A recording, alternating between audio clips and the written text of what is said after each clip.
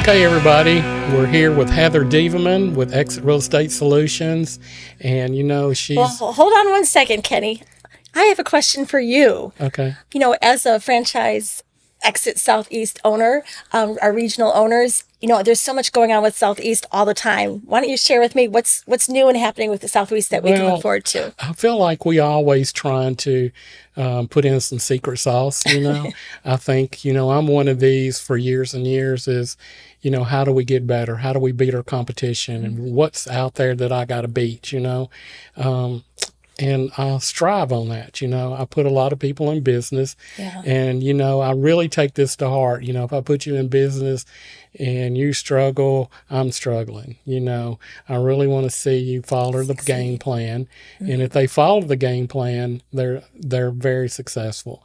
They always come out being successful. It's just when they don't want to follow the game plan.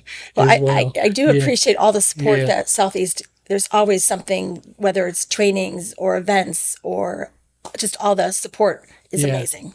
Well, we didn't get to be number one for 10 years in a row selling franchises by not being able to do. We have a lot of competition. There's a lot of competition inside Exit, and but I strive on being number one. I just have to be. I would get sick if I couldn't do it. And I feel like you have to, develop your craft. Be the best at it. If you're going to do something, always be the very best at it, because that's what I want to be. Your skill set's got to be over the top.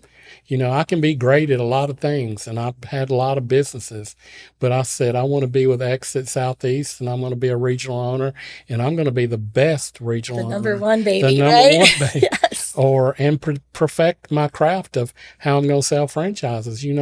Back in 2020, I thought I won the Super Bowl because in 2019, I asked Steve Morris how many Exit franchises in 1 year. What's the most you ever sold? He said 36. I said, okay, I'm going to break that record. He said, there ain't no way. I said, I'm breaking that record. And he said, if you do, I'll give you $50,000. I said, okay. I broke that record. I sold 38 franchises in 2019.